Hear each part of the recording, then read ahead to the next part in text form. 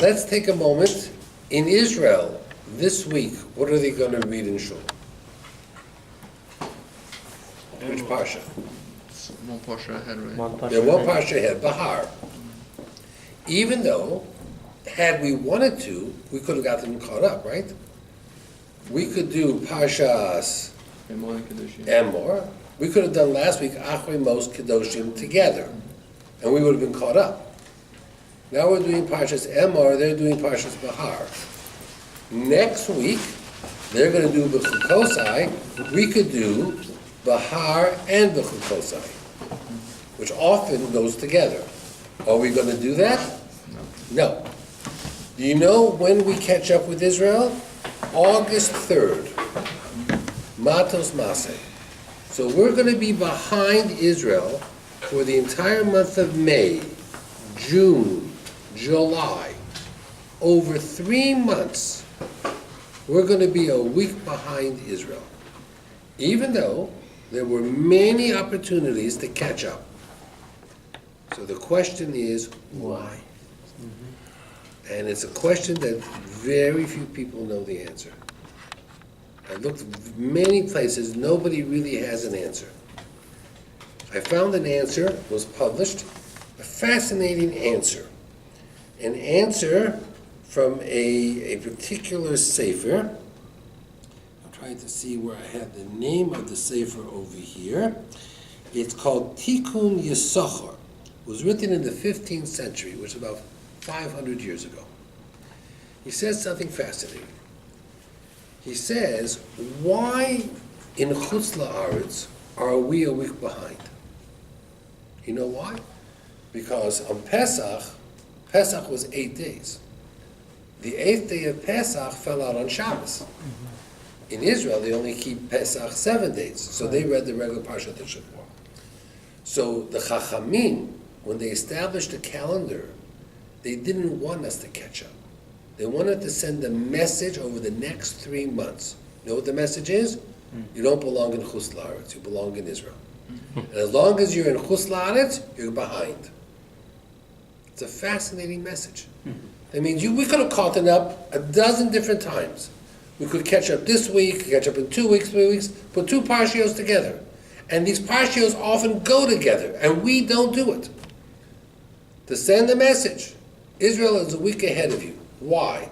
Because they only keep 7 days Pesach. Why? Because you belong in Israel. Chutz La'aretz, you don't belong. Now, why in August do we catch up? For one reason. Because the Shabbat before Tisha B'Av is always Parshat Devarim. So we have no choice but to catch up. That means we have no choice but to put Matos Maseh together, while in Israel they read it separately, in order that the Devarim should be read before Shabbat Tisha B'Av, Shabbat Chazon. So since we have no choice, we have to catch up. But otherwise, the Chachamim would have let, for years, we fall behind, and Israel stay ahead to send the message. You don't belong in Chutz La'aretz. It's a very fascinating answer. Very fascinating answer. Okay. Jumping around a little bit, it says, Emor la Kohanim b'nei Aaron. Speak to the Kohanim, the children of Aaron. Rashi says, it says Emor, and then it repeats for Martin, you should say to them, Lahazir gedolim ala katanim, to caution the older generation about the younger generation. So they say, what does that mean? It means that in the days of the Torah, and even today, how do we teach younger generations? The older generation teaches the younger generation. How do you teach them? By example. Lahazir gedolim al katanim. We tell the mature adults, you want to teach children how to daven? You don't have to browbeat them. Just let them sit next to you and you daven. They'll see you daven. The way you daven, that's the way they'll daven.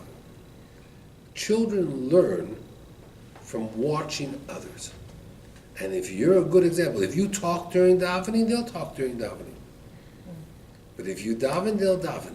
There's an old story, a famous story. A school calls a father down and says to the father, your child was stealing pencils from his friends. And the father says, I can't believe it, I don't know why. I bring plenty of pencils home from the office. And You know, if your towels in the bathroom say on a Holiday Inn, then you wonder why your child steals. You know, it's a sad joke, but it's very common. You know, children pick up everything. Children see everything. So the Torah says, "Emor la kohanim b'nei Aaron, lahasir gedolim ala ketanim." Teach the older ones about the younger ones. I have, you know, again, we're just going a little hodgepodge, a little mixing around over here. It brings down that in this week's parsha we have the mitzvah Sfirat HaOmer. Right? So it's interesting. We count 49 days, and on the 50th day is Shavuot. Okay. There's a mitzvah to count days. There's a mitzvah to count weeks. So we count 1, 2, 3 till we get to 7. Then we say 7, which is 1 week. 8, which is 1 week and 1 day. We count days and weeks. Rabbi Twersky says, what's the message? Why is there the message? And he says at the end, we have Shavuot, we accepted the Torah. He says every day is an opportunity to learn, to grow, to become better. He says, you know why we count day by day? Because in life there's a lesson to learn. When a person is confronted with a difficult situation, you know what the best advice you can give them is? Take 1 day at a time. Don't try to fix it in 1 day. Don't try to solve everything in the world in 1 day. In life, when people say it's too much, I can't handle it, I don't know how I can go on, I don't know what to do next, your answer to them is, you're right. Let's just focus on tomorrow. After tomorrow, we'll focus on the next day. 1 day at a time. And if you miss a day, in Sfirat HaOmer, we don't make a bracha, but we still keep counting. Why? Because even if you miss a day, you keep counting. It's a process. It's not a process that finishes in 1 day. It continues to go on and on and on. There's a story in the end of Parshas Emor that a person was angry. He came out of the Bet Din of Moshe, different reasons why he was so angry. And what did he do? He cursed Hashem. He was the Mekalel. He cursed Hashem. One of the things they say, that why was he so angry, that we learn in Parshas Emor the mitzvah of the Lechem HaPonim. What's the Lechem HaPonim? They had a shulchan, a table in the Beis HaMikdash, and every Shabbos they put on 12 loaves of bread. And it stayed on the table the entire week. And the next week they put on a brand new 12 loaves, and they took these 12 loaves off. So this guy, when he heard that Moshe teaching them this whole thing about the Lechem HaPanim, you know what he said? That's ridiculous. Whoever heard of a king like Hashem eating bread that's a week old? We should be putting fresh bread every day. What was the answer to his criticism? The bread is fresh. That a week later, if you just wait a week and you taste the bread, it's going to be fresh. I saw a Pirush say something very interesting. Take the word lechem. The very first 2 letters is lamed chet, lach. In Hebrew, if something is lach, it's fresh. Lach means fresh. The last 2 letters, chet mem, spells cham. What does cham mean? No, that's cham was the sun. Cham means warm, right? Hot. Lach means humid. Lach means humid, but it could also mean fresh. So he says the word lechem tells you it was fresh and warm. The lechem hapanim stayed fresh and warm the entire week. Wow. As a matter of fact, it was so unbelievable that every Chag on Pesach, Shavuot, Sukkot, the Kohanim would carry the Shulchan out of the Beit HaMikdash and show the people, look at the Lechem HaPanim. They could see the steam still rising, even though it was Wednesday. They could feel that it was warm. Now, who ate the Lechem HaPanim bread? The Kohen. Is there a story where a non-Kohen ate from the Lechem HaPanim? Yes. David HaMelech. He was running away from Shaul. He came to the city of Nov, Ir HaKohanim. He said, I have no food. They said, well, we have Lechem HaPanim. David was a king, and a king, in many ways, has a din, a law, like a Kohen. And they gave him Lechem HaPanim. And the Lechem HaPanim was unusual. 1 bite was like a whole meal. That means if you take a loaf, one of the Lechem HaPanim, it was enough to last you maybe 3 weeks. You just had to take a small bite, and it filled you up like you had a whole meal. So David HaMelech, they gave him some lechem apanim, they gave him the sword of Goliath, and he was good to go. So David HaMelech did eat from the lechem apanim. But he was a king. Kings have a different rule. But, it was possible to eat from the lechem apanim. Okay, let's go a little bit further. Let's go see what else we can figure out over here. I'm trying to see, I went ahead a little bit, I told you different things. Some questions and answers that I want to share with you on some difficult topics, okay? Let's see. It says in Parshas Emor, it's all about the laws of the Kohanim. Now, there's a pasuk. It says that by the Kohanim, the Kidashto, we have an obligation to make the Kohen holy. How do we fulfill that in our shuls today? How do we make the Kohen special? It says, the Kidashto, you have to make the Kohen special because he brings the Korbonot of Hashem. He is holy to you. Hashem made him special. So now, how do we make the Kohen special? Well, that's what he does for us. He goes up and he does Birkat Kohanim. We don't make him special, he is special. Now you should just know, from a halacha point of view, it's interesting. The Shulchan Aruch, the Ramah, he says that in the olden days, if a Kohen went and gave a bracha to the people, and then said to you, I'm a Kohen, can I have Truma? We don't give him Truma. Because there's no Isser for him to go up and give a bracha, but you can't give a Kohen Truma unless you know for 100% he's a Kohen. So the fact that he went up is not enough to give him Truma. Yet, after the Birkat Kohanim, do you say Yasher Koach to the Kohen? Yes. What do you say? Chazak Baruch, right? You say he should be strong, he should be healthy. So they often ask the question, we say Yasher Kochacha, thank you for giving us the bracha. The truth is, giving us the bracha is his mitzvah. Mm-hmm. We don't go to a person, thank you for putting on tefillin today. Thank you for making hamotzi before you ate bread. We don't say that. So why do we say to the Kohen, thank you for giving us a bracha? That's his responsibility. So I saw a very cute answer. We don't say thank you for giving us the bracha, because he could have gone to a different shul and given the bracha. We say thank you for coming here and giving us the bracha. That means you didn't have to daven with us. You could have davened someplace else. You could have gone to Or Natan. You could have gone anywhere else. You could have gone 71st. But you didn't. You came here. Thank you for coming here. So we don't thank him for giving us the bracha. We just thank him for coming here. We benefit from that. V'kidash I'm trying to explain to you. How do we make a Kohen special? Who gets the first aliyah in shul? The Kohen. Why does the Kohen get the first aliyah? Because the Torah says v'kidash you have to make him special. If you're sitting around the table and there's a Kohen present, who does the leading of Birkat HaMazon? The Kohen. And if the Kohen doesn't want to lead Birkat HaMazon, but he's there, when we say B'Reshut HaKohen, B'Reshut HaKohanim, because the Kohen is special.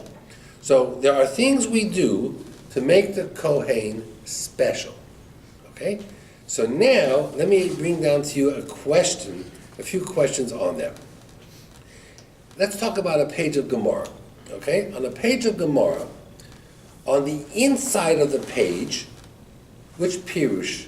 Whose writing is on the inside of the Gemara page? Rashi. Who's on the outside? Tosafot. The rule is, who's ever on the inside, you do first before the person on the outside. So when you read a piece of Gemara, it means Rashi was older than Tosafot, so you read Rashi first, Tosafot second. Okay? In Yoredeah, you open up your Yoredeah, on the inside is the Taz, because he was older than the person on the outside. On the outside is the Shach. The Shach stands for Sifsei Kohen. The Shach was a Kohen. So they asked the question, maybe we have to learn the Pirush of the Shach first, because he's a Kohen. That means here you're learning Shulchan Aruch. We do the Taz because it's on the inside, and then we do the outside. Maybe we have to reverse it because the Shach is a Kohen. That question was brought down and discussed by many different people, even Rabbi Yosef Chaim Sonnenfeld. And some people said, you're right. But you know what the answer is? No. We do the Taz first. You know why? Because the word V'kidash to, making the Kohen special, is only when he's alive. The Shach is no longer alive. So the Shach may have been a Kohen, and maybe when the Shach was alive, you would have to have done his Pirush first. But the reality is, today the Shach has passed away.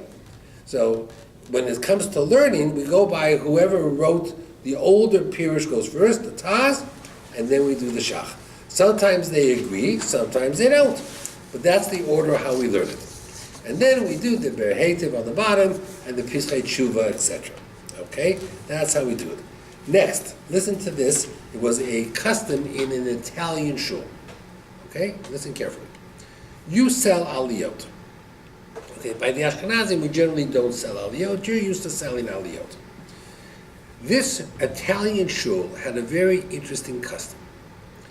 The first Shabbat after Simchat Torah, let's say Simchat Torah was on a Tuesday. So that first Shabbat is Shabbat Bereshit, right? It's a regular Shabbat. They used to sell the aliyot. The first aliyah is the person who begins reading the Torah fresh. Parshat Bereshit. The first aliyah. So they would sell it. Let's say the guy offered $10,000. They would go to the Kohen in the shul, and they would say to the Kohen, Mr. Rabinowitz is offering $10,000 for that aliyah. If you match it, we'll give it to you. If not, please step out. We're calling Mr. Rabinowitz because we don't want to pass up $10,000. That was the custom for hundreds of years in Italy. The first Shabbat after Simchat Torah. One Shabbat, they came to the Kohen, and he says, Mr. Rabinowitz is offering $20,000. Do you want to match it? He says, no. So you'll step out? He says, no. No. No. I'm the Kohen. The Torah says I get the first aliyah. You can sell whatever you want. You can collect any money you want, but I'm not stepping out. That aliyah is mine. Wow. There's conflict. Don't you want to fundraise? That's fantastic, but don't fundraise at my expense. There's a pasuk in the Torah where it says, V'ki dash to. You have to make the Kohen special. And we do. For example, if you're moving and you want someone to help schlep a table, you know what we offer? Are you a Kohen? Yeah, sorry, you can't schlep the table. I mean, we don't, Kohanim don't do the manual labor. They get the first aliyah. I mean, if you sell aliyot, do you sell the Kohen aliyah as well? No. No. We give him a You give it as matana. He's a Kohen, right? Okay. So now, here you are. It's Shabbos Bereshis. You're in shul. The honor to start the Torah, the first aliyah for Bereshit bara Elokim. And then the Gabbai comes over to you and says, please leave because we sold it. Don't leave. How would you feel? Don't leave. You're on tape, you're on video. The whole world's going to hear how you feel. One day your future wife will be able to see this and see how you feel. You want me to concentrate? He's gonna plead the fifth, I think. He's gonna pass. It's nice, you're turning colors of shades of red and green and blue. So this is a question that they asked the Maharik. Can the Gabbai say to the Kohen, you want to stay? By all means stay, but we're not giving you that aliyah. We sold it. And the Maharik says that we have a rule that a custom, a minhag, is stronger than a din sometimes. And since this is the custom to sell it, if the Kohen refuses to leave, tough luck on the Kohen. You can sell it and give it to whoever buys it. Even Kohen stays. Even if the Kohen stays. Wow. Now, I'm not saying everybody agrees to that. They bring down from the Munkat Shirov, Minchas Elazar, that there are many psukim about how special the Kohen is, and what to do, what not to do. But he says over here, the Maharik, that the shul did appropriately, and she'ein levatel minaka avos. We don't cancel a custom for generations. This shul has always sold that first aliyah when it comes to the first Shabbos after, Simchas Torah. So you can imagine, the first Shabbos Bereshis is very special. Just think how much money you could make. This Maybe we should do this now in the Bukhari shul, right? For our shul, it's good idea. It's a good idea, good fundraiser. I get 10%, that's all. This guy, Rabbi will do. But it's very, very interesting. Now, next thing, listen to this. It says over here that, in Rome, the leaders of the Roman Empire were called Caesars. Julius Caesar, Augustus Caesar. So there's a Sefer, Josephus. He was a historian. I have the Sefer at home. It's a Hebrew Sefer. But I don't think it was written originally in Hebrew. I think it was written in Roman or some other language. He says, where did the name Caesar come from? Fascinating, he says. He says, one of the first Caesars was born in the month of July. They called him Julius. And his mother couldn't give birth, so they did a C-section. They had to cut the stomach and pull him out. And therefore they called him Julius Caesarian, Caesar Caesarian. And when he became the king, he says, that's my name, Julius Caesar. And once he called himself the Caesar, it became every king after him called the Caesar as well. So he says that the word Caesar, Caesar, comes from the word Caesarian, because he was born through a Caesarian section. He was not born naturally through the birth canal. And therefore, he was proud of the fact. Time of the Rome was empire, right? The Roman Empire, this was in the beginning of, that was 2,000 years ago. The Beis HaMikdash was destroyed by the Romans in the year 70 AD. So, 71. right, and the Roman Empire collapsed in the year 400. So it was during those periods, there were 10 different Caesars.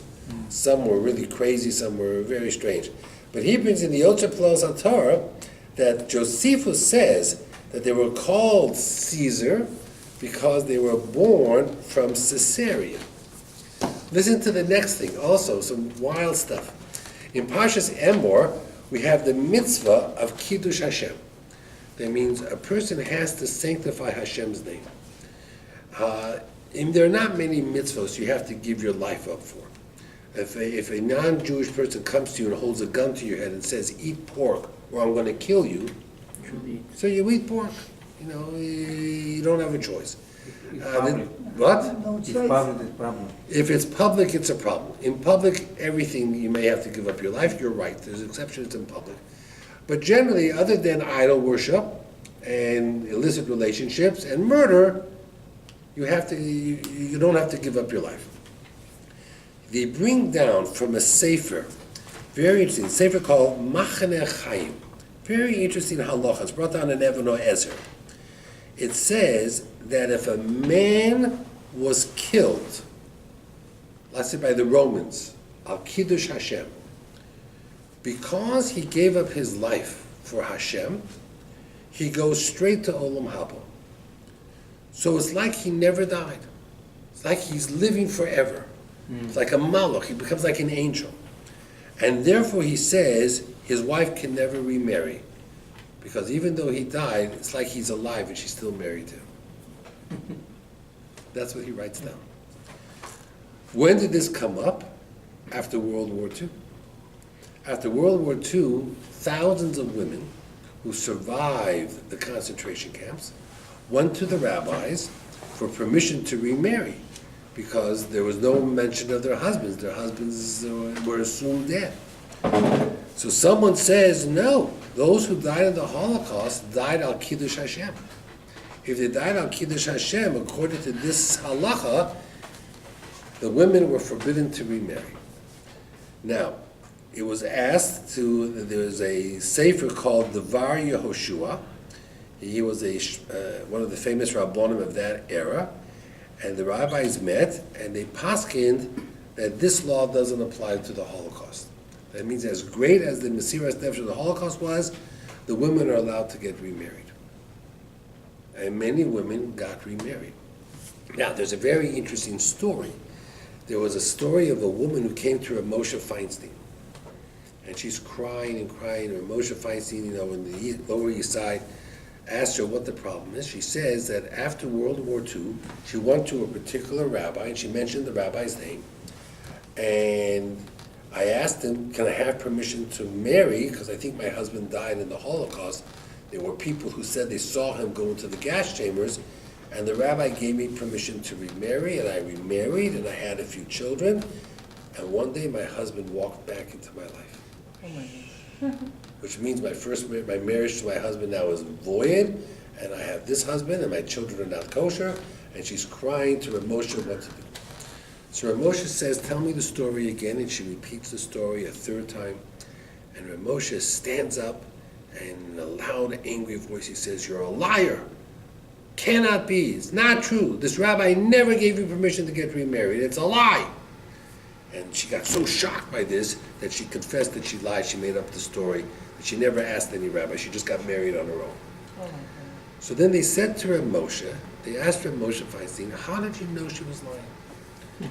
So Rav Moshe says, I permitted over 1,000 women to get remarried. And never did the husband ever walk back into their lives. And this rabbi that she mentioned was greater than me. So it couldn't happen. Now you remember there was a story with Rabbi Avadia Yosef about this reporter trying to say, can I get remarried? And he said yes. And she laughed at him, ha ha ha, my husband is in the car, I'm a married woman. And when she went back to the car, well, what? Her husband was dead. Okay? So she wasn't a married woman. I once told you, I thought I brought it with me, there is a story with the Beit Yosef and the Ramah, that a lady came to the Beit Yosef asking permission to get remarried. Her husband had disappeared. And the Beit Yosef says, it's not enough evidence, I'm sorry, I cannot permit you to get married. Then she went to the Ramah, and the Ramah gave her permission to get married. Wow. So the Beit Yosef felt very bad. Number one, he respected the Ramah. Number two, he believed he was right. So how could the Ramah say differently? So he used to learn with a malach. He used to learn with the magi, the malach. So when he asked the malach, tell me what's going on over here. I really don't think she's allowed to get married. The Ramah says she is. So the magi, the malach said to him, you're 100% right. When she came to you, her husband was still alive somewhere in the world, and you were right, she couldn't get remarried. She went to the Ramah. When the Ramah said you could get remarried, her husband died. So he was also right. So you're both right, 100%. 100%. That's the power of the Rabbanim. I remember I had a case that I was working on, and one of the rabbis here in Queens wanted me to ask a certain rabbi. So I said, why do you want me to ask that rabbi? So he said to me that there was a case years ago in Niagara Falls, that a Jewish man fell into Niagara Falls, and they never found the body. And this rabbi allowed the woman to get remarried. And in all the years, the last 20, 30 years, the husband never walked back into her life. So I need this rabbi to say she can get remarried. If he does, I'll accept it. And I went to him, and he agreed, and he allowed her to get remarried. But it's very, very interesting. Very, very interesting. There are some of these rabbonim, like Rabbi Avadia Yosef, that if he would say, I'm going to permit your wife to marry, that was a death sentence. I told you by Yosef, when Yehuda was telling the story, for the first time Yehuda says, and our brother died. The minute Yosef heard Yehuda say, our brother died, he confessed, no, I'm your brother, I'm alive. What was he afraid of? That he would drop dead. Yehuda says that my brother died. Yehuda was a big tzaddik, so he was very much afraid. Okay, on Yom Tov, when you make kiddush or when you daven, you make a bracha, Mekadesh Yisrael. What's the next word? Vaha Zmanim. Yeah. Does that sound familiar to you? Mekadesh Yisrael v'Hazmanim. So there's a sefer by Reb Baruch Epstein called the Makor Baruch. He was the son of the Aruch HaShulchan. The Aruch HaShulchan was the halachic sefer in Europe. That was before the Mishnah Berurah. The Mishnah Berurah took over and wrote on Orach Chaim. But the Aruch HaShulchan wrote on Orach Chaim, Yoredeya, Even Oezer, Choshe Mishpat. And everybody followed him. He said something fascinating. He says, when you make a bracha, you have to be specific. You know, Lishmoa kol shofar. You say the word shofar. Lahafrish chala mino isa. To take chala from the isa. To cover the blood with earth. We're very careful. He says, to make a bracha mekadesh Yisrael, v'hazmanim, and the times, that's not specific. He says it's a mistake in printing. You know what the real print version was? It says mekadesh Yisrael, and then the word zmanim, the holiday, was put in parentheses. And you had to fill in the holiday. Mekadesh Yisrael, v'chag hamatzos. Mekadesh Yisrael, v'chag haSukkot. Mekadesh Yisrael, v'chag haShvuot.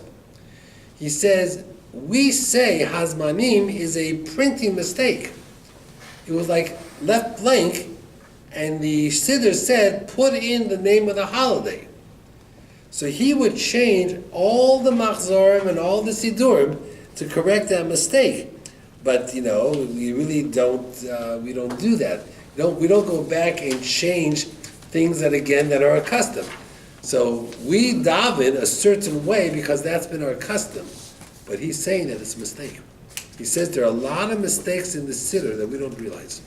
But we daven it anyway because that's the way we've been davening it for hundreds of years. But he says it's a mistake. Okay. Do you wear tefillin on Chol HaMoed? No. No. So look what he says over here. He says that there's a pasuk, V'ro kol amei ha'oretz, that all the people of the nation will see, Ki Shem Hashem nikra alecha, that Hashem's name is on you. He says that the name, the word Shem Hashem, Yud Kei Vav Kei Nikra, is Shin, spells Shin Yud Nun, Shin. Shin is 300. He says in a calendar, there are 300 days we wear tefillin. Right? Why? There's 365 days in the year. You take away 52 days because that's Shabbos, we don't wear tefillin. Then there are 13 days of Chag. Sukkot has 4, Pesach has 4, Yom Kippur has 1, Rosh Hashanah has 2. You add it's 13 days. He says, according to this, they wore tefillin on Chol HaMoed. We're supposed to wear it? No? Now, that's a very good question. I had a guy by me in Shul, very interesting. Listen to this. On Sunday, he didn't wear tefillin. On Monday, Chol HaMoed, he wore tefillin. Why? So I asked him why. He says, very simple. Yesterday, I didn't go to work. Today, I'm going to work. When I go to work, I wear tefillin. When I don't go to work, I don't. That means he works for the school system. So on Sunday, he was off, so he didn't go to work, so he didn't put on tefillin. We assume everybody either wears tefillin all 4 days Chol HaMoed or doesn't wear. This guy, it depends. Then I had a guy call me up, and he said to me, I used to wear tefillin every day Chol HaMoed because I went to work. But I retired this year. I'm no longer going to work. Do I still wear tefillin because I wore my whole life tefillin on Chol HaMoed? Or now that I retired, do I not wear tefillin? What would you say to him? Custom. You say the custom is to wear. So I said to him, it's interesting. I said to him, the custom of wearing tefillin when you go to work is really not universally recognized. But most people don't wear tefillin during Chol HaMoed. So now that you're retired, you know what you should do? No way. Don't wear. Join the majority, I said. Join the majority. But he told me, he said to me that when days that he went to work, he put on tefillin. And days when he didn't go to work, he did not wear tefillin. It's very unusual, because that's not our custom. Our custom is that we just don't, most people do not wear tefillin on Chol HaMoed. Okay? Next, we count the Omer, right? The second day of Pesach, we count 50 days until Shavuot. Why do we count the Omer? Because it says in the Torah. What is the pasuk in the Torah? This week's parsha. Usvartem lochem, and you should count for you. Mimocharat HaShabbos, the second day of Pesach, from the time you bring the Omer HaTrufa, 7 weeks. And then, after 7 weeks, you bring a special korban, Sfirat HaOmer. When did they start counting? When they got into Israel. Because that's when they had land, and that's when they had planting, and that's when they had wheat, and they brought the Omer. So the question was, in the Or HaChaim asked this question. They were 40 years in the desert. They got the Torah the year 1. For the next 39 years in the desert, did they count Sfirat HaOmer? They count?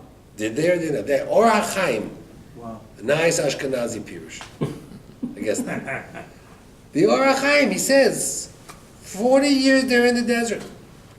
They didn't bring the Omer, they weren't planting, they weren't farmers, they weren't in Israel.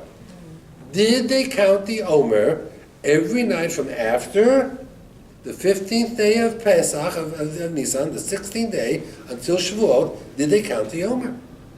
What would you say? You're not sure. Remember, your future wife is watching. Speculate. Speculate. Did they count the Omer? Now, the mitzvah of counting the Omer only existed when they got to Israel because they had the produce, the farmers. Is there another reason why we count from Pesach to Shavuot? Is there another reason we count? Sarah, well, give me another reason why we count. We count to prepare ourselves for Shavuot, right? Every day we're counting one more day closer to getting the Torah, right? We're counting to getting the Torah. Some people count when school is over, right? How many days left till school? 12 days, 13 days. Here we're counting to get the Torah, not to be free from the Torah. If the purpose of counting was anticipation of the Torah and to prepare for the Torah, did they count in the desert? 100%. The Or HaChaim says that if the purpose of the counting was to prepare for Kabbalat HaTorah, then he says 100% they counted. Had nothing to do only with the Omer. That was just one part of the mitzvah. Okay, next. When it refers to counting, it says you should start counting Mimocharat HaShabbos, the day after Shabbos. The Tzedukim, who took the Torah literally, no matter when Pesach fell out, the first counting always began for them on what day of the week? Sunday, the day after Shabbat. The Tzedukim believed the Omer, you started on Sunday, and Shavuos was 7 weeks later on Sunday. We did not. We disagreed. We said if Pesach falls out on Tuesday, you start counting on Wednesday. If Pesach falls out on Thursday, you start counting on Friday. Right? So the question comes up, it begs the question, why is Pesach called Shabbos?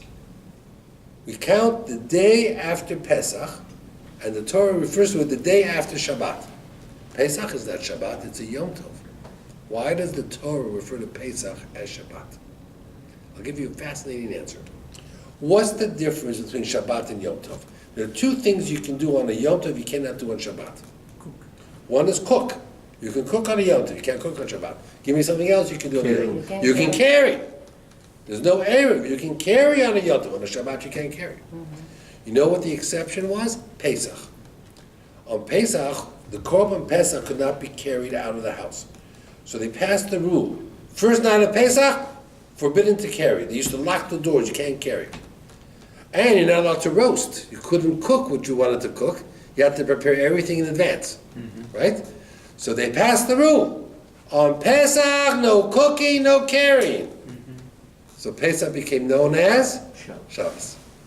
The first day of Pesach was always referred to amongst people, oh, it's Shabbos Pesach this week. It's only Wednesday. Yeah, but the same rules of Shabbos apply. So the Torah hints to it by calling Pesach Mimocharat HaShabbos, the day after Shabbos, because the first night of Pesach was exactly like Shabbos. You couldn't carry and you couldn't cook. It was very much restrictive. Okay, the Avudru, he says there are 6 mitzvos that you have to do the mitzvah standing up. There are 6 mitzvos you have to stand up to do. And it says that because it says lochem, for you. One of them is Sfirat Omer. When we count the Omer, you're supposed to be standing up. Because it says, Usvartem lochem, you should count for you. And therefore you have to do it standing up. Who can name for me one of the other 5? What? Very interesting. It's tzitzit, it says, V'hoyo lochem l'tzitzit. So when we put on a talit, we are standing up. Now you have 2, 4 more. Tefillin, it says by tefillin, is that one of them? Nope. Sfardim put on tefillin sitting down. Yeah. Okay? Half of it. Half of it. Give me another mitzvah that we do standing up. Kaddish. No, that's not a mitzvah. Kiddush is not one of the mitzvahs. I'll give you a hint. It's Kiddush Levono. Because it says, HaChodesh Hazeh Lochem. Yeah. Tzitzit. Shofar. When we blow shofar in shul, what does everybody do? They stand up.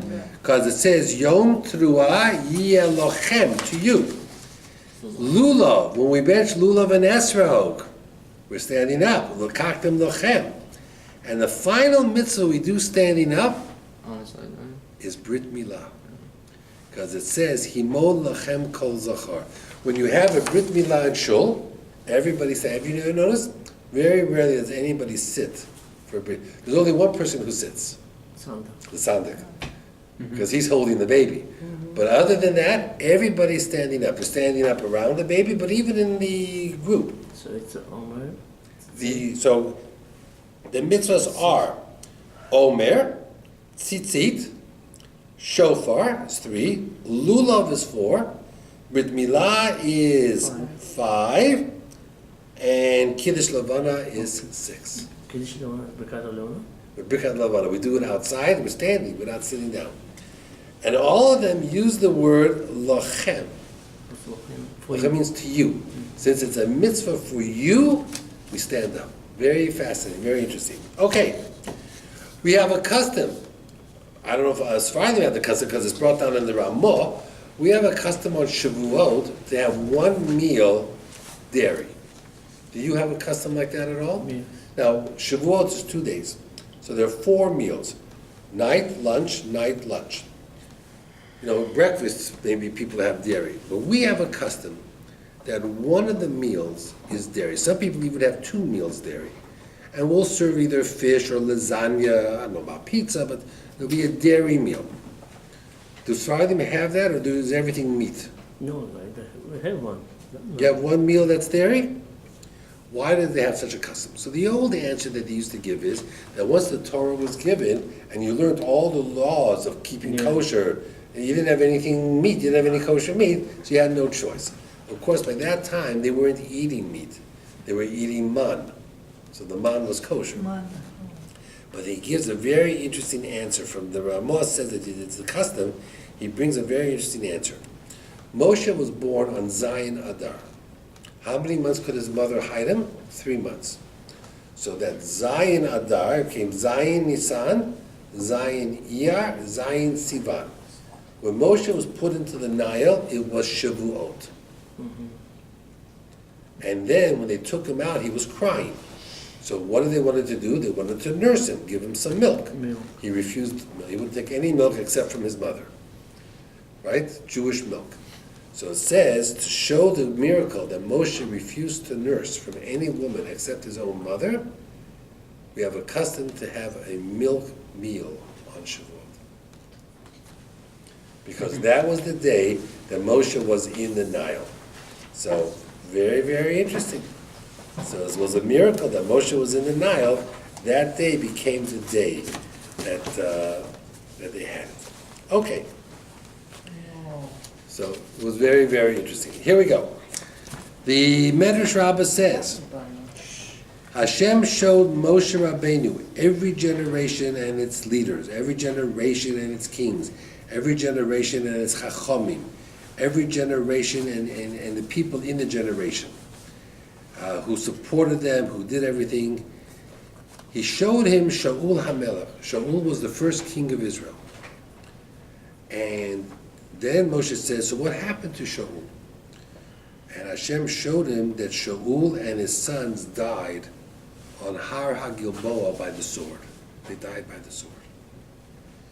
So Moshe said to Hashem, HaKadosh Baruch Hu, he says, the first king of Israel, the first king should die by the sword in battle? It's not right. You've got to change that. It's not right. So Hashem said to Moshe, don't complain to me. Go to your brother. Complain to your brother. If your brother forgives him, I'll forgive him. Why? Because Shaul was guilty of killing out a city of Kohanim, the city of Nov Ira Kohanim. They had given David HaMelech a sword and food, and Shaul at that time was not well. And in his illness, he accused them of treason. And he killed out the entire city, 80 Kohanim he killed, which was unheard of. So Hashem said, I can't forgive Shaul. He killed 80 Kohanim, he has to die a violent death.